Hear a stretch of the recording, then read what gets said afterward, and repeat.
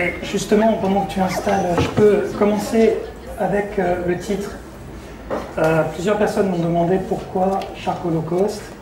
Tout simplement parce que dans le cinéma de genre, et j'expliquerai ce que c'est, parce que j'ai une entrée qui s'appelle cinéma de genre, il y a eu beaucoup, dans les années 80, de très très mauvais films italiens. Je suis désolé, Robert. Très mauvais films, dont en fait l'astuce était de mettre Holocauste à la fin, parce que ça faisait beaucoup plus violent, beaucoup plus sombre. On était dans une logique un peu, comment dire, guerrière.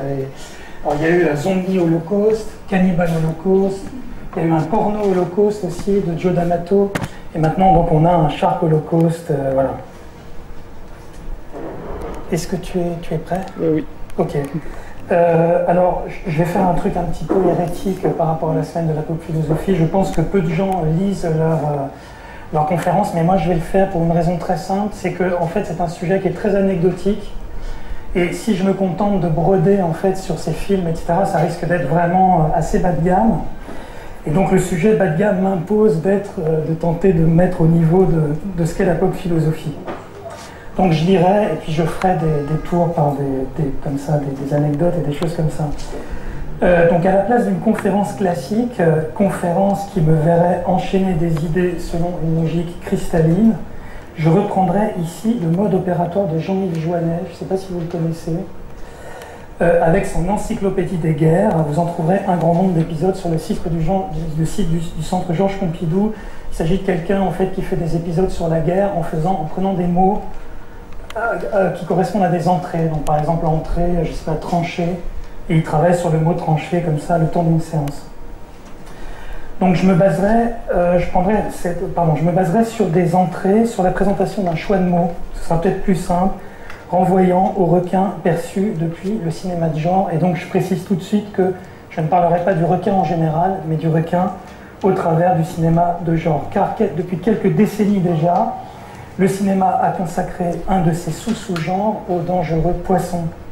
Donc depuis, vous connaissez tous Les Dents de la Mer, sorti en 1975, un film de Steven Spielberg qui a littéralement ouvert un genre. On va en parler assez longuement. Pourquoi ce sujet? Comme je l'évoquais dans mon communiqué qui figure dans la plaquette de la semaine de la pop philosophie que vous trouvez ici, il s'avère que le requin a ceci de particulier qu'il nous met en situation de blocage, qu'il nous captive. Je me référençais à Alfred Gell, anthropologue dont on découvre en France certains des écrits parce qu'il vient d'être édité en français aux presses du réel. Il est possible de le dire ainsi, pour être très court, autant nous haïssons le requin, autant nous en sacrons la figure. Et donc notamment au travers du cinéma. On peut le rapprocher en cela du monstre planqué sous le lit que l'enfant ne sait jamais s'il doit aller contempler et qui le jette pour cette raison dans un immense désarroi. Aller le trouver sous le lit, c'est prendre le risque de constater qu'il existe bien et qu'il était depuis une éternité préparé à bondir. Ne pas aller le trouver sous le lit revient à se condamner à imaginer qu'il pourrait sortir de sa cachette à tout moment, justement lorsque l'enfant sera en plein sommeil, ce qui nous fait nous imaginer plus profondément encore promis à l'état de victime. Le requin représente pour nous ce stade d'irrésolution, stade boueux, donc moi je dis hors la raison, qui échappe à nos façons de rationaliser, qui est une des composantes fondamentales de la peur. Que faire face à un requin? Je me suis renseigné sur le requin pour le coup hors du cinéma et j'ai fait des recherches. La plus intéressante, c'était une définition du Littré qui nous dit donc un requin, on trouve cette évocation folle, requin est une prononciation populaire de requiem, à cause qu'il n'y a plus à dire qu'un requiem pour celui qu'un requin saisit. Ça c'est le Littré, ça reste assez fort, même comparativement au film d'horreur de genre. Le pire ennemi de James Bond, alors je ne sais pas si vous l'avez connu, il y a eu plusieurs ennemis, mais on considère que c'est peut-être le pire. À la fin des années 70, au début des années 80, était surnommé Jaws, donc mâchoire. C'était un bandit effroyable dont la dentition avait été remplacée par une espèce de tenaille d'acier. Ce qui est formidable, c'est qu'il avait une tête complètement idiote. C'était une espèce de requin humain, voilà, qu'on a trouvé, je crois, dans 2 films. Alors maintenant, j'attaque sur mes entrées et je reviens sur mon image générique. Vous verrez d'autres images ensuite. Donc pour ouvrir cette séance, j'imagine présenter tout d'abord le mot amertume. Dans le cinéma de genre, la figure du requin nous renvoie à une saveur désagréable. On peut comparer le requin au tueur en série, et c'est pour cette raison qu'on ne rit pas volontiers du requin, parce qu'il existe. Et au fond, c'est le génie de Spielberg, c'est de proposer un monstre qui existe déjà, qui n'est pas un monstre d'invention. Lorsqu'un métrage comme Ted Bundy, je ne sais pas si vous connaissez le tueur américain, nous narre, donc le film Ted Bundy, nous narre les aventures horrifiques d'un des plus grands tueurs en série américains, plus d'une centaine de femmes détruites à son actif, il n'est pas vraiment approprié de rire. Car il se pourrait qu'on croise un beau jour, soit un proche, quelqu'un de cette envergure. Voir un film de requin est amer précisément pour cette raison. Les astuces et autres maquillages, même quand ils sont grossiers, n'y font rien. Les humains ont vraiment été les proies de telles bêtes, et c'est instinctivement que nous les redoutons. Il n'y a plus à dire qu'un requiem pour celui qu'un requin saisit.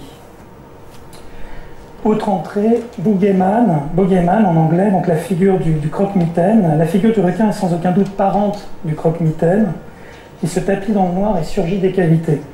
Vous allez comprendre pourquoi, parce que je vais vous parler d'affiche ensuite. C'est une menace. Et l'affiche, justement, originale de Jaws, évoque exactement cela, le surgissement de la bête du dessous du lit. Cette entrée pourrait nous envoyer vers deux autres. Donc là, j'ai une petite manipulation à faire. Là, je voulais conserver. Ça arrive tout de suite. J'ai plusieurs diaporamas. On commence avec Jaws. Donc, deux nouvelles entrées par-dessous la victime et face à face finale. Visuellement, les affiches de films de requins nous ont habitués à ceci. Le requin vient d'en bas et les profondeurs des mers appellent le dessus obscur du lit. De même, chaque film de requin, ou presque, donc chaque film de requin, ou presque tous les films de requins, s'achève sur un affrontement qui va opposer les victimes potentielles aux poissons agressifs. Un affrontement final. Donc deux figures à retenir, par-dessous. Là, c'est la position, pour l'humain, c'est la position de victime, et face à face finale, et en général, l'humain réussit, gagne en fait et tue le requin en le faisant exploser, en lui balançant un truc dans la gueule, en faisant passer un avion dessus, etc. C'est par-dessous la victime qui, depuis Jaws, a servi de modèle aux affiches de Shark Movies. Là, on va comparer quelques affiches de cinéma de genre. Donc ici, c'est l'affiche originale qui a aussi instauré un visuel générique qui va servir pour des dizaines et des dizaines de films. C'est-à-dire que cette affiche que vous voyez là, je ne sais pas qui l'a dessinée, il faudrait faire une recherche, qui est d'ailleurs assez intéressante, a été reproduite des centaines de fois, littéralement. Dans le film d'horreur en général, fantastique, horreur, science-fiction, tout le cinéma un peu d'exploitation, j'y viendrai justement, américain, l'affiche fonctionne comme un pop-up, à savoir que ce qui est important, le choc, va être produit souvent au centre de l'image. Ce qu'on doit voir, comprendre, etc., va venir par le centre, que ce soit par exemple Monde Ouest, un excellent film des années 70, Exterminator, il est un peu à droite de l'affiche, mais quand même, il nous vient à la gueule comme ça, par le milieu. Un séminoïde de Norman J. Warren, une espèce de sous-alien, alors où des jeunes femmes sont inséminées par des aliens abominables, etc. Donc partie droite de la jaquette, idem, le monstre est au milieu, on comprend tout de suite finalement l'action par son centre. On imagine à peu près ce que le film va nous donner. Celui-là est très marrant aussi, Killer Clowns from Outer Space. Ce sont c'est un très mauvais film, mais qui est assez parlant. Ce sont des extraterrestres qui ont l'apparence de clowns. Ça, je vous invite à le... C'est quelque chose d'assez effarant. Il est assez difficile à trouver, mais je crois qu'on le trouve en streaming. J'ai mis du temps à le trouver en DVD. Muslim City, donc le film qui va vous faire gerber. Et là, bon, idem, le truc est central. On est vraiment dans une espèce de... On est au cœur tout de suite. L'horreur, l'affiche d'horreur nous emmène au cœur immédiatement de ce qu'on doit ressentir. On doit gerber immédiatement. On est face à un pop-up. Les Dents de la Mer, c'est un petit peu différent. Parce que là, on est visuellement dans une idée d'interaction. Ce qui va importer dans le film de requin, c'est l'interaction entre la bête et l'humain. Et au fond, toutes les affiches de films pratiquement de requins parlent de ça. Donc là, l'affiche originale française, il se fait qu'elle est un peu décalée parce que les Français avaient choisi en fait de faire une espèce de Marie-Louise bleue. L'affiche américaine était beaucoup plus agressive, on n'avait que le visuel, que le requin et la femme en train de nager. Quand je parlais de lit aussi tout à l'heure, le fait qu'elle soit à l'horizontale, à mon avis, quand même, est une information assez intéressante. Sharktopus, un film évidemment extrêmement intelligent, donc moitié, il est moitié requin, moitié, comment dire, octopus, et donc Pierre, et on retrouve, il est 100% deadly, les sous-titres sont très bien aussi, on retrouve pratiquement la même affiche, hein, donc on a quasiment un remake de l'affiche originale. Ça c'est un film qui est sorti il y a 1 ou 2 ans, donc qui est très très récent. Mais on a aussi The Reef, qui est très récent aussi, où on a le requin pratiquement au même endroit de l'affiche. Le personnage est un petit peu différent, ils se permettent quand même de légères variations pour qu'on ne se sente pas complètement arnaqué et qu'on se dise ah, on va revoir encore pour la 100e fois le film Shark Attack, idem, avec là une variante. Donc il y a plusieurs requins, j'en parlerai aussi dans une autre entrée. C'est la question du requin en meute qui est apparu récemment. Donc depuis Jaws, on était 1 contre 1, et puis ensuite ça s'est un petit peu transformé. À mon avis, l'influence vient du film de zombie, mais je vais en parler par la suite. Shark in Venice. Donc là, il n'y a plus de personnes allongées, mais il y a Venise en haut, et puis il y a le requin, absolument à la même position que dans l'affiche originale de Jaws. Jurassic Shark. Le logo est pas mal aussi. Donc là, il est de face. Ça, c'est aussi une innovation. Ils ont travaillé sur celui-là. Sand Sharks, les dents de la plage. C'est très très bien aussi. Les requins viennent du sable et la terreur n'a pas de limite.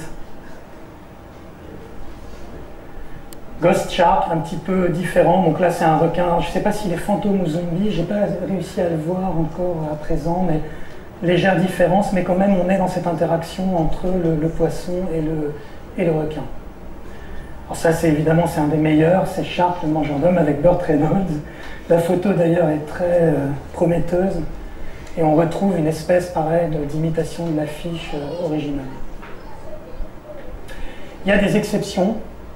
Ça, c'est un film qui s'appelle Le Grand Blanc, donc Great White, où là, le propos du dessinateur est complètement différent. Il tente autre chose, donc c'est l'aileron en fond, et puis la main, comme ça, le gars qui est sûr qu'il va être mangé, et qui va justement faire son requiem. Voilà, donc voilà pour les affiches. Alors maintenant, nouvelle entrée, le film de genre, parce que là, on parle en fait de film de genre, on parle même d'un sous-genre du film de genre. Le film du requin est un sous-genre du genre qu'on intitule le monster movie. Je vais en parler du monster movie. Pourquoi un grand nombre de spectateurs présentent un goût prononcé pour le genre? Le genre apo, apo c'est une abréviation pour apocalyptique, post-apo c'est une abréviation pour post-apocalyptique, disaster movies et bien sûr Sharksploitation, ça je vais en parler, donc le film d'exploitation à figure de requin, nous garantit de retrouver un plaisir déjà éprouvé. Comme l'écrit Peter Zendy, je crois qu'il a été invité plusieurs fois à la semaine de la pop philosophie, dans Apocalypse Cinéma, édition Capricci, c'est sorti en 2012, page 67, le rattachement à un genre, signifié par une abréviation, parce que maintenant sur Internet et ailleurs, on a des codes en fait, des encodages, permet de s'assurer une jouissance générique, soit un plaisir filmique génériquement garanti, car adhérent à un genre. Ça, c'était une citation. Il renvoie sans aucun doute à une forme de conservatisme, ça c'est moi qui le dis, qui se définit d'après le Larousse par le refus du changement et la référence sécurisante à des valeurs ou des structures immuables. Parce que là, qu'est-ce qu'on voit en fait? On voit toujours la même histoire se reproduire devant nos yeux avec de très légères différences. Maintenant, je vais m'accorder un détour par le film de peur en général. Donc, le film de peur, c'est ma nouvelle entrée. Et ça va être un détour assez long, mais je crois que s'attacher uniquement à la question du requin, je vais y revenir abondamment après, serait peut-être une mauvaise idée, en tout sens que le film de requin est un des sous-genres les plus pauvres en fait, du film de peur. Donc il me semble pour mettre quelques enjeux comme ça sur la table à l'occasion de cette rencontre, je vais essayer de dégager quelques idées autour du film de peur en général. Et je vais commencer par un un autre diaporama.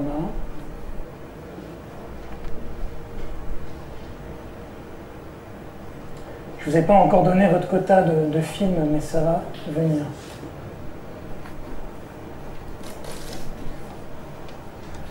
Donc voilà, l'idée elle est là. En fait, ce qu'on cherche, on cherche de l'horreur, on veut de l'horreur. De l'horreur et que de l'horreur.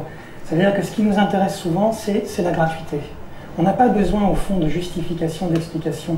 On veut quelque chose qui pète à la gueule. Moi, j'adore les films d'horreur parce que je les trouve souvent comiques. Je les vois comme des espèces de... Je parle un peu de moi et puis ensuite je pousserai le débat un peu plus loin. Je les vois comme des comédies dont on aurait mis la tête à l'envers. Ça veut dire qu'il y a toujours une part de comédie dans le film d'horreur, sauf qu'au fond, les valeurs, les critères ont été en quelque part retournés. Celle-là, elle est assez drôle. Celle-là, un petit peu moins.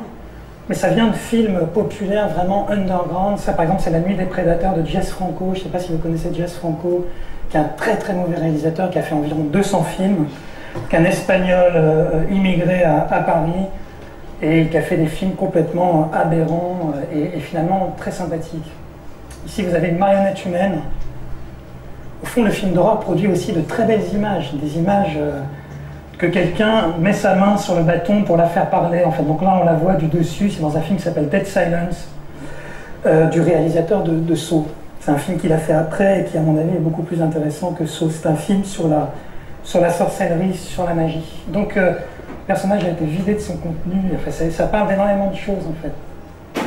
Ce que j'aime dans le film d'horreur, c'est la fausseté. Ça veut dire que ce qui nous intéresse, c'est qu'on est dans le fait, qu'on est dans le faux. C'est pas l'horreur, au fond, c'est la représentation de l'horreur. Et dans ce sens, on est, je pense que ça plaira peut-être à Jacques Serrano, dans une logique de tour de magie. Il faut que le film fonctionne, il faut qu'il marche, il faut qu'il fasse mouche. Pour qu'il fasse mouche, il faut des gens très forts derrière. Très forts ou fous, enfin voilà. Donc ça, donc tous ces gens-là travaillent derrière le film d'horreur, font des tours de magie, et quand c'est bien, c'est vraiment bien. Moi, j'en vois énormément. Je m'intéresse aussi beaucoup à la figure du mal, donc au travers des films, mais aussi les questions de la représentation de la violence, qu'elle soit masculine, féminine. C'est pour ça qu'on trouve cet horrible Bronson là, au milieu, mais parce qu'ils avaient instauré dans les années 70 un autre genre qui était l'autodéfense, qu'on appelle le vigilante aux États-Unis, qui est très intéressant aussi. Mais le film d'horreur n'est pas mort, au contraire, en ce moment, il est très, très vif, très, très puissant. Voilà, donc pour vous montrer quelques images de tout genre d'époque, tout genre de films, japonais, américains. Elmer, le remue-ménage, je ne sais pas si vous connaissez ce film, où il se fait qu'un verre complètement bizarre, finalement, comment dire, fournit une drogue aux gens qui en sont les hôtes. Et ces hôtes entretiennent une relation de plus en plus spéciale, de dialogue avec donc ce verre. C'est du cinéma underground américain. C'est absolument extraordinaire. On monte des festivals, c'est pas vraiment des festivals, ce sont des rencontres autour du film d'horreur. Ici à Paris, Ciné Câlin. C'est parce qu'au Canada, j'y étais là dernièrement en octobre, j'ai un ancien étudiant, Jiménez, qui a monté comment dire, des rencontres de cinéma extrêmement violents, donc tous les films les plus violents qui existent, qu'il a appelé ciné-tendresse. Que je trouve assez comique, et donc on a fait la version parisienne et on s'est retrouvé en octobre pour faire le tout compilé, et on avait en fait on avait mis en place une espèce de rituel qui était de faire tordu comme ça et de boire un shooter de vin, en faisant croire aux Canadiens qu'on buvait des shooters de vin en France, qui avaient apporté la vodka, tout ça. On a dit non, nous on fait du shooter de vin. Ça c'est Ciné Câlin, donc ce sont nos publications pour les envois. Il s'agit toujours d'ailleurs de ce verre extraordinaire. Ça, c'est bon, d'autres films, je vais vite. Ici, une perle aussi. Tom Savini qui imite sa création, Jason, le mort-vivant, dans la série Vendredi 13, Friday the 13. Donc il a créé le personnage et puis ensuite il essaie de l'imiter. Je trouve que la photo est vraiment pas mal. Donc bref, on s'amuse bien.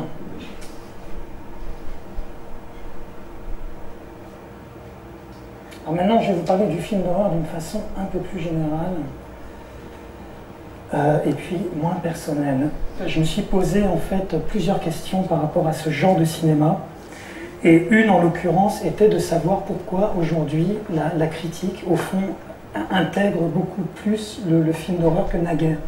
Dans les années 80, c'est un genre qui était complètement banni, qui était affreux, donc personne ne voulait entendre parler, et je me souviens de rencontres dans la cour entre élèves où on parlait de ce genre de film, et au fond, on ne pouvait pas tellement avancer de titres de ce genre de film parce qu'on était tout de suite pris dans un jeu de comparaison avec des films soi-disant beaucoup plus importants. On parlait par exemple d'Evil Dead et on nous renvoyait Fellini ou Visconti ou Antonioni, des gens finalement beaucoup plus importants, ou Bergman, les communions de Bergman. On avançait Evil Dead et puis on nous balançait les communions de Bergman. L'époque a complètement changé. Aujourd'hui, dans Télérama, on peut trouver 3 pages sur George Romero, qui va nous dire que George Romero est un auteur puissant et très intéressant, intellectuellement, et ça c'est vraiment une grande nouveauté, véritablement. Donc il y a eu un revirement de la critique. Je me suis posé la question de savoir pourquoi. La première réponse, ce serait le facteur générationnel. Ce ne serait pas, au fond, un revirement en termes d'idéologie, d'acceptation, etc., de tolérance. Ce serait plutôt que la génération qui a aimé les films d'horreur dans les années 80 est passée au pouvoir.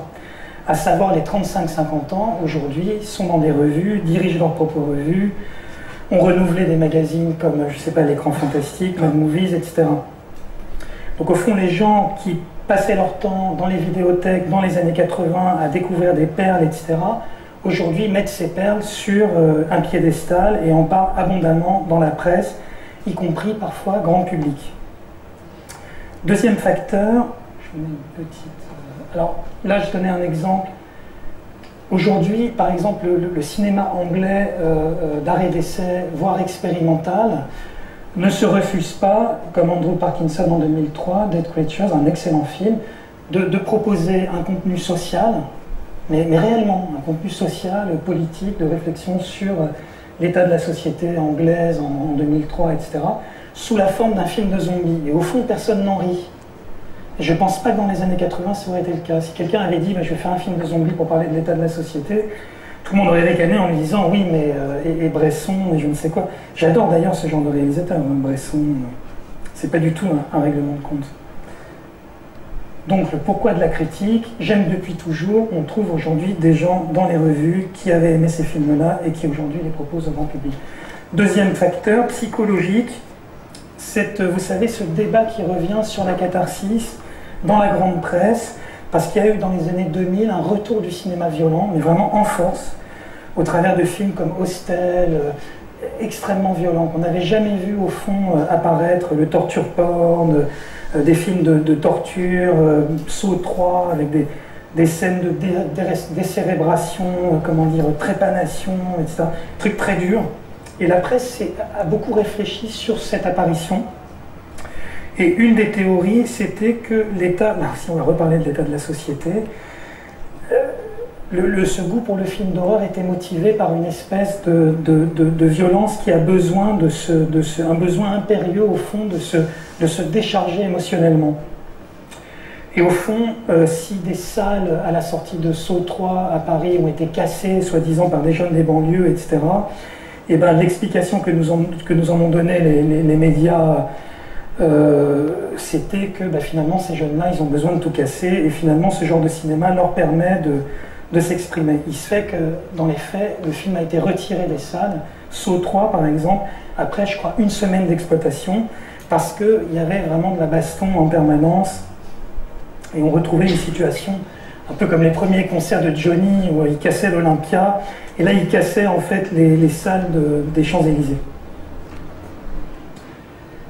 Donc Saw 3 relance un débat sur la catharsis. Troisième facteur, donc c'est pour ça que, alors, réhabilitation de la presse, parce qu'il fallait parler de tout ça, et au fond, à un moment, je pense que les médias ont pris beaucoup de temps pour essayer de réfléchir à tout ça.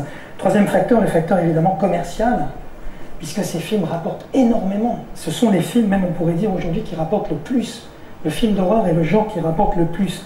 J'ai fait des recherches sur Internet, le film le plus rentable de l'histoire du cinéma est Paranormal Activity, parce qu'il a été fait avec 20 000 $ et qu'il a rapporté 20 millions $. On est passé de 20 000 à 20 millions de dollars, ce qui fait qu'aussi ce cinéma intéresse du coup énormément de gens.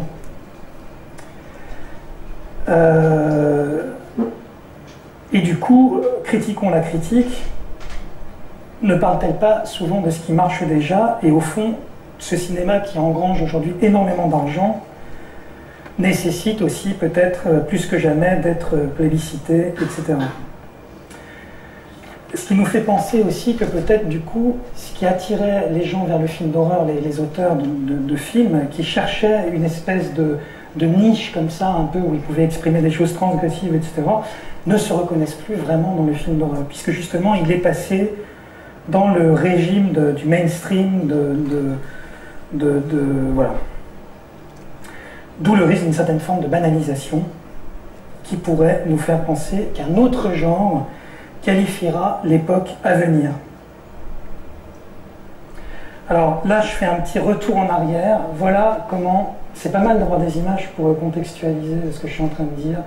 1982, la plupart des cinémas de films d'horreur se trouvaient à Strasbourg-Saint-Denis, qui n'était pas à ce moment-là le quartier le plus huppé de Paris. Hein. C'était pas vraiment... Il y avait des bars pourris en plastique, et les films se présentaient de cette façon-là. Donc il y avait une séance avec 2 films, c'est ce que Tarantino a repris récemment, et c'était des films de pure exploitation. Et le truc vraiment marrant, moi j'ai parfois été dans ce genre de salle, c'est que tout était mélangé, il y avait un bordel pas possible. La plupart des gens qui étaient dans la salle ne venaient pas pour voir des films d'horreur, ils n'en avaient rien à foutre, ils faisaient en fait d'autres choses, ils picolaient, ils discutaient, etc. Et puis, le début du film ne correspondait pas à la fin. En fait, plusieurs bobines avaient été mélangées, donc on ne savait plus du tout à quoi on avait affaire. Le truc n'était pas traduit, c'était complètement affreux, et les bobines, il n'y avait plus de fin, donc la personne qui projetait venait s'excuser, etc., etc. On était vraiment dans le low-tech absolu. C'était intéressant aussi parce que les affiches, vous voyez, étaient peintes. Il y avait des ateliers à cette époque de peintres d'affiches qui prenaient beaucoup, donc qui piquaient un peu partout et qui faisaient comme ça des visuels vraiment pas mal, hein, en s'inspirant de firmes comme la Hammer en Angleterre, etc. Le deuxième pôle d'attraction centrale pour avoir accès à ce genre de film, c'était la vidéo, la VHS. Donc il y avait à ce moment-là plein de boutiques de VHS qui nous permettaient d'avoir accès à des films. Et là encore, le protocole était exactement le même. Il était impossible de savoir ce qu'on empruntait. Le film pouvait être autant un chef-d'œuvre qu'un navet absolu. Et là, dans cette photo, c'est pas mal parce que justement, on voit Schizophrénia de Gerald Carl est un excellent film. C'est un chef-d'œuvre. Et Paranoïde est une merde absolue dont on ne connaît, je crois, même pas l'auteur. C'est un faux, c'est un truc complètement inconnu, etc. Ici, on trouve aussi Cannibal Ferox, dans la série des cannibales qui avait fait grand bruit dans les années 80 avec Cannibal Holocaust. D'ailleurs, référence qui donne le titre à la séance de ce soir, Shark Holocaust. Donc on découvrait au hasard des perles, Sam Raimi 1981. Donc le gars, avant de faire toutes ces conneries de Spider-Man, etc., il s'essayait à des films comme ça. Il faut savoir qu'aux États-Unis aussi, l'état d'esprit est beaucoup plus ouvert. Et par exemple, un auteur se prétendant intelligent, ou en tout cas d'un certain niveau, peut tout à fait faire du film d'horreur. Ce qui en France est beaucoup plus, me semble-t-il, avec l'influence de la nouvelle vague qui pesait beaucoup sur les années 80, restait très difficile. René Château avait diffusé une série très intéressante, vraiment géniale, avec que en fait des titres extraordinaires, qui s'appelait, je reviens après sur cette jaquette, les films que vous ne verrez jamais à la télévision. Là, il y a eu un coup commercial de génie. Et il se fait que le gars qui choisissait les films, je ne sais pas qui c'était, mais n'a sélectionné que des excellents faits, en fait, des jalons de l'histoire du cinéma d'horreur extrême. Massacre à la tronçonneuse, Maniac, Zombie, voilà. Donc les films nous venaient comme ça, en version française malheureusement. On trouvait dans la presse un mélange de tout et n'importe quoi, une comédie musicale avec finalement patati patata, puis là aussi La proie de l'autostop, un très bon film italien de la fin des années 70. Aujourd'hui, l'époque a changé. Voilà une jaquette de 2006, Captivity, donc soutenu par TF1, je ne sais quoi, enfin un truc donc très... la jaquette est super bien faite, elle est faite par des graphistes pour plaire, elle a été dessinée, redessinée, les acteurs sont importants, donc on est complètement dans une autre logique, dans une logique commerciale qui revoit complètement le principe différemment. Donc cette question que j'évoquais justement de la banalisation et peut-être le fait que la période de déchiffrage serait achevée, donc on a moins de plaisir aujourd'hui d'essayer de découvrir des films d'horreur vraiment intéressants. Et le film de requin là-dedans, c'est bien sûr le pire qu'on puisse imaginer, c'est vraiment le bas de gamme absolu. Je finis sur les magasins, donc le DVD a tout changé. Les films de requins dont on parle, dont on va un petit peu parler ce soir, j'évoquerai beaucoup de titres, on les trouve en DVD, on ne les voit plus au cinéma. Aujourd'hui, on a des trucs entiers, gigantesques, consacrés uniquement aux films d'horreur. Ça, c'est une nouveauté aussi. Quand on allait dans le vidéoclub, on se cachait, on était un peu honteux. Aujourd'hui, on va à la FNAC et on a un mur rempli de films d'horreur, de tous les meilleurs films d'horreur d'ailleurs. Et vous voyez, Dents de la Mer. Donc voilà, ce sont des blocs, horreur fantastique. Maintenant, j'aimerais aller un petit peu plus loin avec la question de l'éthique qui se pose justement aussi par rapport à la question du film de requin. Peut-on encourager des films qui brutalisent l'éthique? Alors là, on a des philosophes, donc je ne sais pas si le mot éthique aurait été le plus juste, peut-être qu'il aurait mieux fallu parler de morale. Mais ce que je dirais, en tout cas des films d'horreur en général, c'est qu'ils s'articulent très souvent autour de questions éthiques. Le but implicite de nombre de bons films issus de ce genre consistera à proposer aux spectateurs le déroulement de situations limites dans le cadre desquelles certaines règles éthiques vont être transgressées. Et dans la plupart des cas, parce que là aussi est aussi la question dégradée.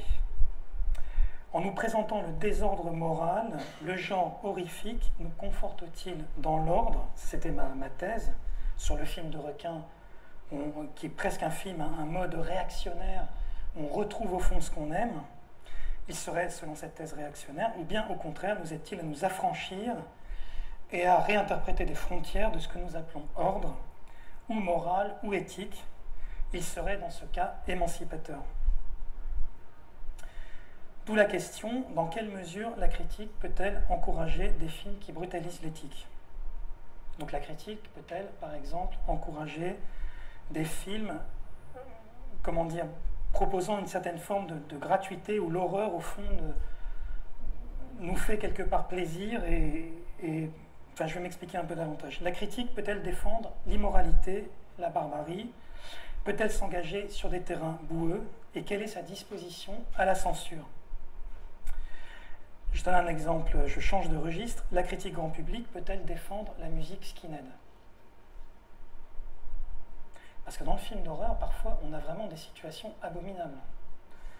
Au fond, la critique peut-elle défendre ce genre de film? Je suis d'accord, le critique nous dirait, je suis d'accord avec ce propos parce qu'il s'agit d'un film. Ça m'amuse de voir des gens se faire bouffer par des requins, mais je ne pourrais être d'accord avec cette opinion dans la réalité ou avec ce fait dans la réalité. La critique peut-elle s'exprimer en ces mots. En somme, quelle est la part de responsabilité du critique? Évidemment, je ne répondrai pas à toutes ces questions, c'est juste pour... L'histoire du cinéma est truffée d'exemples de films ayant posé à divers titres des problèmes sérieux à la critique. Par exemple, La soif du mal. Vous connaissez probablement ce très bon film d'Orson Welles, où le méchant, le mauvais, au fond, est davantage mis en valeur que le bon. Mais aussi La dernière maison sur la gauche, incitation à la violence. Donc le film dit clairement, il faut se venger, il faut détruire tout le monde, allez hop, on y va, on tire dans le tas. Ou Day of the Woman, I Spit on Your Grave, viol et revanche et le plaisir qu'on en tire, même genre de logique. Irréversible, vous vous souvenez de ce film de Gaspard Noé, je vais en parler brièvement. Viol et revanche en échec, puisque là il réussit même pas à se venger, le plaisir qu'on en tire, etc. Et là je prends exemple en vitesse sur 3 films, pour vous montrer comment, dans les problèmes éthiques, 3 films d'horreur pure, il peut y avoir une gradation, et puis ensuite je reviens au requin. Ici, 28 semaines plus tard, un film de zombies, donc il s'agit de la suite de 28 jours plus tard, vous l'avez sûrement vu, de Danny Boyle, où il va y avoir une scène d'amour où en fait elle lui fait croire à l'amour et au fond elle le contamine. Et la situation est claire sur le plan de l'éthique puisque au fond elle se venge et on se met de son côté. Donc ok, on est dans une logique un peu Romero, la scène arrive, le gars, elle transforme le gars en zombie, on se dit ah c'est salaud, mais en même temps elle se venge donc c'est bon, on se met de son côté, on prend position. Film un peu plus délicat, semi-acceptable, Eden Lake, excellent film aussi, hein, de 2008, anglais, de James Watkins, où là, des gamins brûlent un autre gamin. C'est un peu une situation un peu délicate, les gamins brûlent un autre gamin. Et en plus, on a la protagoniste du film ne prend pas vraiment position et on a tendance à se mettre de son côté. On a du mal, nous aussi, à savoir si, au fond, est-ce qu'il faut intervenir ou pas, qu'est-ce qu'il faut faire, etc. On se range de son côté, mais son côté n'est pas le meilleur côté. Ça veut dire qu'au fond, elle nous entraîne dans des limites floues où on ne sait plus vraiment comment prendre position. On est dans une situation, je dirais, sur le plan de l'éthique du film d'horreur, semi-acceptable. Ça commence à devenir intéressant. Le film est interdit aux moins de 16 ans. D'ailleurs, on reconnaît souvent l'éthique brutalisée aux interdictions.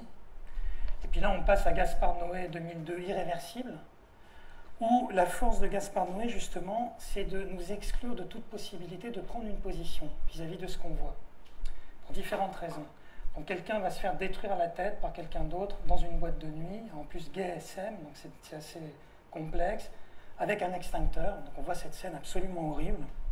Mais au moment où on voit la scène, on n'a aucun élément de compréhension de ce qui est en train de se passer. On comprend qu'il y a une histoire de vengeance, mais c'est assez bien fait pour qu'il ne nous soit pas possible de prendre position. Plus grave, le point de vue du réalisateur, qui est très flottant. Le réalisateur, on ne sait pas trop, c'est à cheval, son film est à cheval, on est dans la pure gratuité. C'est un peu un film français, c'est un peu un film d'auteur, c'est un peu un film de genre. Il y a des acteurs connus, mais en même temps qu'on ne reconnaît pas trop. Donc on est dans une espèce comme ça d'indistinction. Et au fond, Gaspard Noé, ce qu'il introduit à mon avis dans cette scène, c'est l'idée d'un plaisir coupable. Et le plaisir coupable, c'est le dénominateur commun de la plupart des films d'horreur. Ça veut dire que le film de requin, c'est par définition retrouver ce plaisir coupable de voir des choses peut-être qu'on n'aimerait pas voir dans la vie. Vous vous souvenez aussi peut-être de Michael Haneke, dont on entend beaucoup parler, mais il avait sorti un film dans les années 80 qui s'appelait Funny Games, un excellent film. Et tout le monde lui avait reproché ce film en lui disant « mais vous êtes un salaud, vous êtes un pervers, abominable, etc. Vous avez confronté votre public à des saloperies innommables. » Et il avait répondu, donc dans un entretien sur un DVD, « si vous ne quittez pas immédiatement la salle, c'est parce que le spectacle vous plaît. » Ça, je trouve ça vraiment intéressant. Je ne vais pas vous ennuyer plus avec ça. Je vais faire encore un tout petit détour. Il y a beaucoup de détours. Mais les requins nous invitent à faire des détours parce que vous comprendrez pourquoi ensuite, en fait, le requin se limite à une liste de films. On avait, en 2009, proposé, Jacques Serrano avait organisé une rencontre déjà sur le film d'horreur à Marseille, en 2009. On avait fait un carton assez violent. Mais surtout, ce qui nous avait intéressé, c'est qu'on montrait, c'était avec Jean-Baptiste Thorey, on montrait des scènes interdites aux moins de 16 ans ou de 18 ans. Je crois qu'il y avait un truc 16 ans avec avertissement, je vous dis, ça s'appelle comme ça. Et du coup, le truc de Jacques, là où il était très content, c'est que la rencontre devenait la rencontre débat interdite aux moins de 16 ans. C'était une espèce d'innovation. En vitesse, la question des remakes se pose beaucoup aussi dans le film d'horreur parce qu'on voit apparaître aujourd'hui une espèce de pléthore complètement dingue de films qui sont refaits, que ce soit des films des années 80 violents, que ce soit... Et ça aussi pose beaucoup de questions, beaucoup. Vous savez que Jaws et Dents de la Mer doit être remaké normalement. Il y a des problèmes de droit, je crois que Spielberg voulait choisir le réalisateur Et c'est intéressant, parce que ce qui choque à un moment, aura-t-il la chance de choquer 30 ou 40 ans plus tard? Moi, je ne le pense pas, par exemple. Puisque peut-être le film d'horreur n'est plus, justement, un genre nocif, subversif. Peut-être que cette époque est finie. Et lorsque, par exemple, Jean-Baptiste Torret posait une question à Georges Romero dans un entretien, il lui disait, lui supposait que le film d'horreur était vraiment l'endroit où la vague des gens les plus contestataires pouvait s'exprimer. Et Georges Romero n'était pas du tout d'accord, donc dans Politique des zombies, en lui disant que non, en fait, il s'agit toujours de personnes isolées qui... il n'y a pas de mouvement contestataire qui utilise le film d'horreur pour s'exprimer. C'est simplement quelques personnes qui, comme ça, à un moment, font des choses à côté.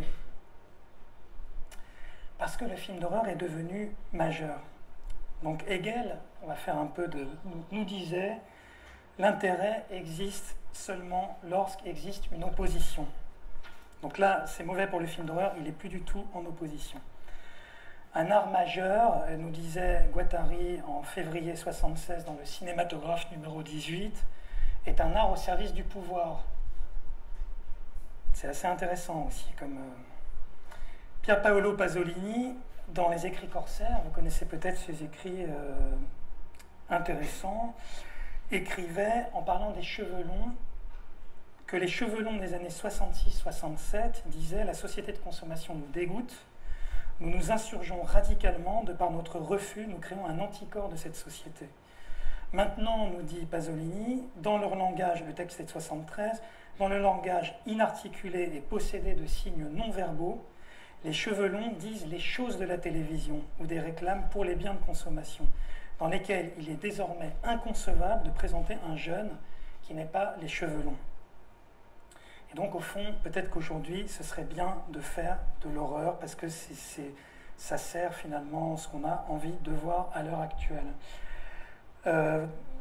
J'ai une idée aussi sur l'absurdité rien qu'elle, donc je vais vous parler de gratuité. Ça me semble être un point très important aussi pour le requin, cette question de la gratuité. La gratuité est rien qu'elle, c'est à faire de l'horreur pour l'horreur. Torret, dans un livre sur Texas Chainsaw Massacre, le massacre à la tronçonneuse, un des meilleurs films d'horreur jamais réalisés, disait qu'au fond, ce qui nous importe, c'est l'absurdité et rien qu'elle, comme forme allégorique d'un monde absent à lui-même, plongé dans une expérience de la perte et de son deuil impossible. Ça parle très bien, je trouve, du film d'horreur. Je finis sur... Ça nous intéresse aussi par rapport aux requins. Vous savez, le film d'horreur cherche plein de formes de prolongement. C'est sa force. En fait, il invente il se prolonge. C'est un peu comme des rejets. Il crée des rejets comme un arbre. Et, par exemple, la séquelle. Depuis toujours, le film d'horreur propose des séquelles. Vous avez Halloween, puis Halloween 2, Halloween 3, Halloween 4, etc. Ensuite, le film d'horreur a inventé la préquelle. Il y a déjà assez longtemps. Vous avez Ring, par exemple... En fait, c'est des 2, des 3, des 4, dont le récit serait chronologiquement antérieur à l'œuvre originale. 0, le commencement. On voit apparaître ça beaucoup avec X-Men, etc. Mais vous avez aussi le remake. Donc c'est cette chose de refaire des films pour des raisons soit commerciales, soit artistiques. Psychose, par exemple, a été refait à l'identique par Gus Van Sant, qui est un auteur aux États-Unis dit de bon niveau. Et vous avez, je vais quand même finir là-dessus, ce qu'on appelle le formula film, et ça nous intéresse particulièrement dans la logique du requin. Le formula film, c'est une fausse lignée. C'est quand en fait des auteurs... alors on a Massacre à la tronçonneuse, et puis d'un seul coup un artiste espagnol va sortir un film qui s'appelle Pisseuse, et quand les gens vont voir l'affiche, ils vont penser que c'est une suite. Or, aucun droit n'a été demandé, on est vraiment dans le fake, on est dans le faux. Par exemple, Zombie 3, qui se prétendait être une suite aux Zombies de Georges Romero, mais qui en réalité n'était absolument pas une suite, comment dire, faite en accord avec l'auteur original, etc. Alors revenons maintenant à nos moutons et donc à nos requins, parce que vous êtes quand même venus pour ça. Alors, je me remets mon fond d'écran. Alors la figure du requin s'inscrit dans un sous-genre du film d'horreur, donc maintenant on sait ce que c'est le film d'horreur, qui s'intitule le film de monstre, ou Monster Movie en anglais. Le film de monstre ou Monster Movie place en son centre une bébête, une espèce d'énorme animal, qui va servir de point de départ et d'arrivée, de fond de trame pour tout scénario. King Kong, 1933, est un film de monstre. C'est une vieille histoire. Hein. Godzilla, 1954 également. Avec Jaws, Les Dents de la Mer, sorti en 1975, Steven Spielberg fait un choix important, il fera date. Il fait en sorte que le monster soit moins une bête féerique, King Kong ou Godzilla, qu'un animal que nous connaissons et que nous pourrions rencontrer dès lors qu'il nous prendrait l'idée de nager. La Sharksploitation, je vais venir sur cette entrée, est née.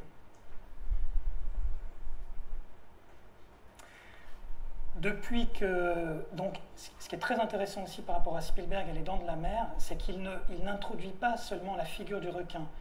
Il introduit l'idée que le monster movie peut être fait sur la base d'un animal qui existe. Donc, au fond, il est autant c'est celui qui a inventé autant le film de requin que le film d'abeille, ou que le film de serpent géant, ou que le film de... Il y a des tonnes en fait. Il y a eu au moins 10 films d'ours noirs, de grizzly, ces 15 dernières années. Je ne sais pas si vous les avez vus. Il y a eu aussi des films d'alligators. Énormément. Et ça, quelque part, ces films sont redevables des Dents de la Mer. Pour un aperçu croustillant des spécimens qui entrent les Monster Movies, voir The Craignos Monsters. C'est une série de livres de Jean-Pierre Putters. Vous pouvez aller voir ça, c'est très, très intéressant, très marrant. Qui est le fondateur de la revue Mad Movies, ici, qui s'y connaît très très bien. Il est aussi réalisateur de films très peu recommandables. Là, on voit des films d'alligators, donc c'est la même chose qu'un film de requin. C'est exactement pareil, sauf que ce sont des alligators. Ils sont géants, ils viennent des égouts de New York, ils viennent de l'espace, ils viennent de, je sais pas, de Rio, de n'importe où. Ils bouffent les gens, ils explosent, ils amputent, comme on voit là un policier, etc., etc. On est exactement dans la même logique. Maintenant, l'entrée Sharksploitation. On vient au cœur du sujet. Quand le film de genre est prioritairement motivé par le projet de fabriquer des gros sous, de créer des bénéfices, on parle de film d'exploitation. Je ne sais pas si vous connaissez cette appellation. Exploitation movie. Le film d'exploitation est l'enfant du cynisme et de l'avidité. Il est conçu comme un piège à public.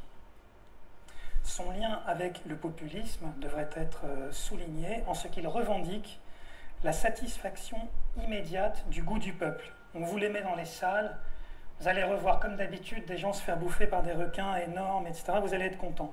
On va satisfaire votre envie. Ce qui ne l'empêche pas, ce type de cinéma, bien au contraire, d'être très prisé par certains amateurs éclairés, et donc par certaines élites. Il y a une espèce de contradiction à cet endroit. Des amateurs qui se régalent pour finir, des affreux défauts du film d'exploitation, outranciers, évidemment, gros doigts, farfelus, violents, criards, obscènes, répugnants, mal intentionnés. Le film d'exploitation est un peu le chromo décrit par Rimbaud, le chromo. Les plaisirs qu'il procure sont peu catholiques et sont complètement étrangers au bon goût. Et je parlais tout à l'heure de plaisirs un peu comme ça, obscènes.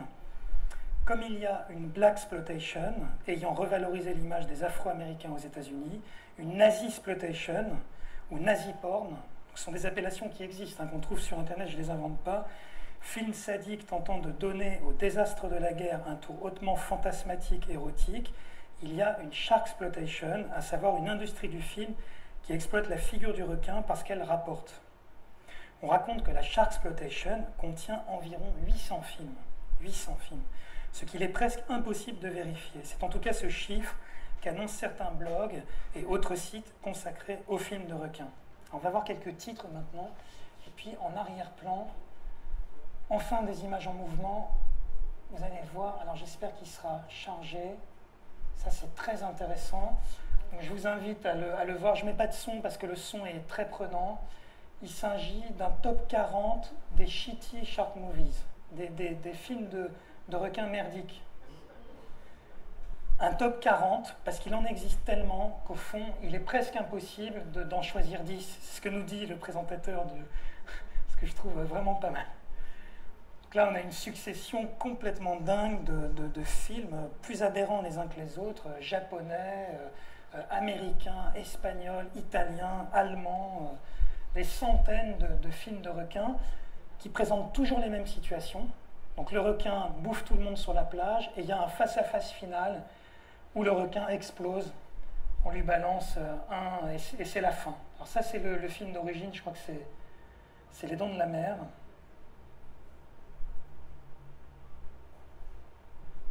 Oui, alors bon, c'est son choix, hein. Mais c'est intéressant. Ça, vous le connaissez aussi, celui-là. Retour vers le futur. Alors, je vous lis maintenant quelques titres avec ça en fond, parce qu'on vous pouvez finalement vous régaler de quelques... Donc, Jaws. Jaws, c'est le premier film. En fait, c'est pas le premier film, parce qu'avant, il y a eu un autre film. Mais l'autre film n'était pas le film séminal, n'était pas le film qui allait servir de base pour tous les autres films. C'était un film beaucoup plus classique, d'explorateur, qui était à la recherche finalement d'un requin, etc. Jaws, c'est le film séminal, comme on dit chez Mad Movies, par exemple. Ici figure en quelque sorte l'original. À noter que Spielberg a eu le bon goût de ne pas employer le mot requin dans son titre. C'est intéressant. Puis viennent les séquelles. Jaws 2, Jaws 3, Jaws 4, La Revanche. Là, ça commence à sentir le roussi, évidemment, on a compris. Puis viennent les Jaws of Death, Cruel Jaws, les dents, les mâchoires cruelles, Jaws 3D, Jaws in Japan, Psycho Shark, on l'a vu passer énorme au-dessus de la plage, considéré comme un des 10 meilleurs films, un des 10 plus mauvais films jamais réalisés. Jaws versus Ape, donc le requin contre le singe, je ne l'ai pas vu, il a l'air vraiment intéressant. On peut choisir de taire le requin dans l'exploitation, tout à fait ou en partie, avec des titres comme Terror Storm, Great White, ça on a vu l'affiche, Dark Tide, La marée noire, la marée sombre, Mort au large, Open Water, Dark Waters, Red Water, The Guardian, The Reef, Deep Blue Sea, Bait. C'est une logique commerciale, on montre le requin ou on le cache. Mais d'une façon générale, le mode est au plus direct. Shark figure obligatoirement dans le titre pour attirer le client. Donc Shark, qui était fait à la suite, au fond, d'un film des années 80 qui était fait à la suite de Jaws. Shark Attack 2, Shark Attack 3, Mégalodon. Là, il a grandi. C'est le 3 dans le 3, ils vous l'ont grandi. Sharks 3D. Shark avec un point d'exclamation. C'est bon aussi, ça. Mega Shark. Et vous les voyez, hein, ces films-là, vous les voyez apparaître dans Cave of the Sharks, Shark's Paradise, Night of the Sharks, Monster Shark, Dino Shark. Alors là, c'est il est dinosaure. C'est bien aussi. Ils ont trouvé le truc qu'il venait de temps immémoriaux. Sharktopus, on l'a vu, hein, il est moitié comment dire, pieuvre, moitié requin. Goblin Sharks, alors là c'est un mélange avec un truc très bizarre, ce sont des espèces de gobelins, de monstres un peu anciens aussi. Avalanche Sharks, ils arrivent par les avalanches. Two-Headed Shark Attack, c'est un gros requin avec 2 têtes. Shark Night, ça se passe la nuit. Shark Night 3D, Spring Break Shark Attack, ça se passe pendant le Spring Break américain. Donc les étudiants pensaient passer du bon temps, et puis malheureusement les requins arrivent et ils se font bouffer. Shark Kill, Swamp Shark, il est dans les marécages. Sharks in Venice, il apparaît dans Venise. Hammerhead, bon lui on le connaît, c'est le requin marteau. Sharktanic, il reprend au titre Titanic. Mega Shark versus Crocosaurus, là ils reprennent du film de monstre une tradition très connue qui est le match de boxe entre par exemple Godzilla et Mechagodzilla. Godzilla versus Mechagodzilla, donc Mega Shark versus Crocosaurus. Il y en a plein, hein. Mega Shark versus Giant Octopus. Mais je vous les passe, j'en passe que 2. Super Shark, Surfing et Sharks. Shark Hunter, donc là ça met le point sur la personne qui poursuit le requin. Beach Shark, il n'y a pas encore Hustler Shark, mais Laurent, Hustler Shark, mais ça va venir. Jurassic Shark, Attack of the Jurassic Shark, Ghost Shark, donc là il est fantôme, Shark Zone, Sharknado, Sharks in Tornadoes, donc là il utilise en fait des tornades pour apparaître, pour se déplacer. Il y a une suite qui s'appelle Tornado Sharks. Donc on avait Sharknado et puis ensuite c'est Tornado Sharks. On a aussi Snow Sharks. Ils apparaissent dans la neige. Raging Sharks, Rabbit Sharks 2, Blood Sharks, Sand Sharks, on l'a vu, ils apparaissent dans le sable. Sharkman, là c'est intéressant parce qu'on introduit moitié humain, moitié, donc on remet le truc, on n'est plus dans la démesure, on est dans le Alien Sharks. Là, ils viennent carrément de l'espace. On peut supposer que bien d'autres sharks sont à venir. Une liste d'œuvres de tout poil comparable à une logorée filmique. L'expression du besoin irrésistible de présenter encore et encore le funeste poisson, de ne jamais s'arrêter, vous le voyez là, il y a des scènes super sympas, de ne jamais s'arrêter de faire du requin le cœur des scénarios les plus improbables, les plus risibles aussi. J'ouvrais cette conférence en affirmant que le requin, du fait de son existence avérée, ne prête pas à rire. Mais dès lors, et c'est le paradoxe, comment expliquer que tous ces films ne reculent devant rien pour le ridiculiser abondamment, atrocement? Mon hypothèse, j'en parlais dans le programme, est que ce qu'il y a de plus difficile à penser, ce qui nous bloque, encore une fois l'image de Gell, donc l'anthropologue, ce qui nous captive dans le sens nous enlève nos capacités, finit toujours par s'échouer dans le n'importe quoi. Il en va d'une espèce de purge dont les fondements sembleraient avant tout être mécaniques, comme dénués de lucidité. Ainsi en va-t-il des criminels nazis, il fallait le faire quand même, hein, qui deviennent des figures de style hautement obscènes et improbables dans des films semi-érotiques, extrêmement mal réalisés, et ainsi en va-t-il donc des requins qui n'en finissent pas d'étendre le royaume de l'absurde. Ce qui me faisait avancer que le prédateur du requin, c'est ma thèse entre guillemets, c'est pas une thèse, mais mon idée, est précisément la sharksploitation. Le prédateur du requin, c'est la sharksploitation, en ce qu'elle n'a de cesse de le ridiculiser, de l'avilir, d'en faire un monstre de carton-pâte, une tromperie, une arnaque. Alors, autre entrée qui m'intéressait, c'est le « et », requin « et ». Donc, revoir le requin dans une association avec quelque chose d'autre. Donc, comparer le requin avec d'autres figures, issues ou non du film de genre, ce sera assez bref. Et là, j'aimerais vous montrer autre chose. Là, vous avez des perles, hein. Il ne faut pas hésiter, évidemment. Je crois qu'il y a un upgrade à top 60. Là, j'aimerais... Oula. Ah, zut. Ouais, non, c'est pas grave.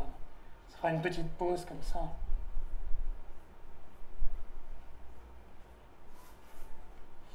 Je vais vous montrer autre chose. C'est une scène assez rare, tirée du film Zombie 2 de Lucio Fulci, qui est un film de 1980, justement, qui est un fake, qui est un formula film.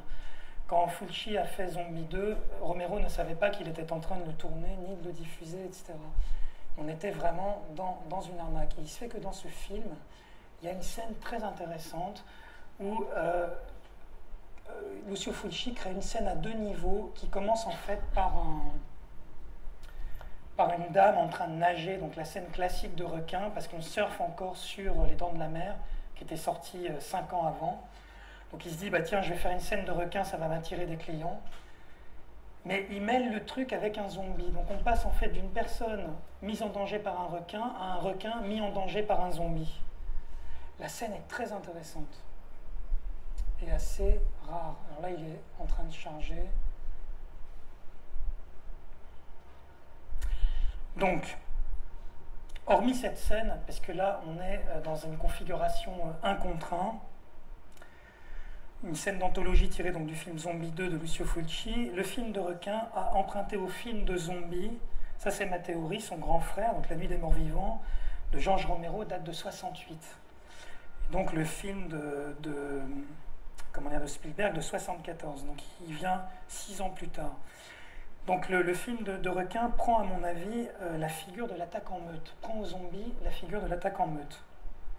Tandis que Jaws mettait en scène un requin solitaire mais colossal renvoyant vers un face-à-face final, une tendance récente, tournant 2000, du film de requin le présente en nombre. Par exemple, Open Water, je ne sais pas si vous l'avez vu. Donc là, il y a plein de requins. C'est l'ère des fosses à requins, l'heure des pullulations, des essaims de requins affamés qui s'annoncent en foule comme des zombies, voire l'effet de masse, maintes fois mis en scène dans une série comme The Walking Dead, que vous avez très probablement vu, où il y a cette espèce de moment où il y en a tellement qu'on ne peut plus réagir, on ne peut plus rien faire. Et le film de requin, dernièrement, a beaucoup exploité cette figure.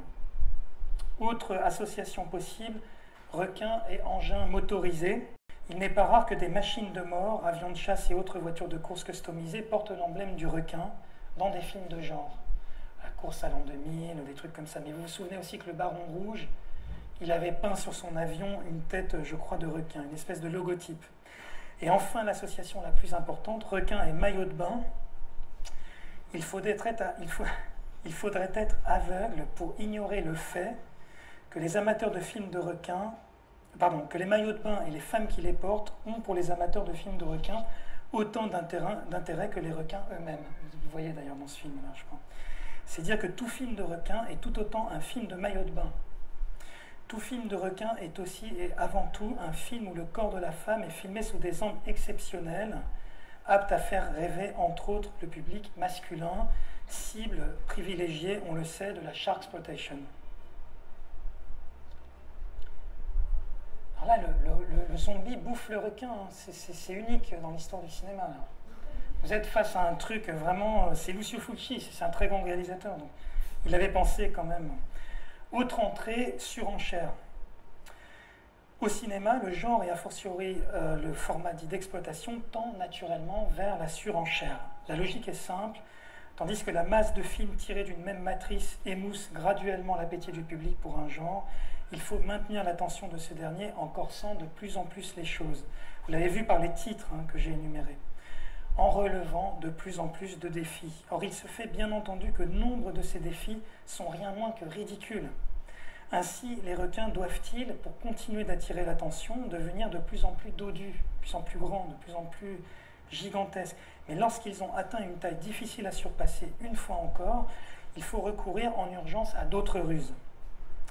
Croiser le requin avec une autre espèce, un requin pieuvre, un homme requin, lui ajouter des ailes, quand il est dino, donc il récupère des trucs des temps anciens, etc., en faire un monstre préhistorique, sorti d'un autre âge, et enfin l'extraire, ça c'est le truc le plus récent, l'extraire de son bain d'eau naturel pour le placer dans d'autres contextes.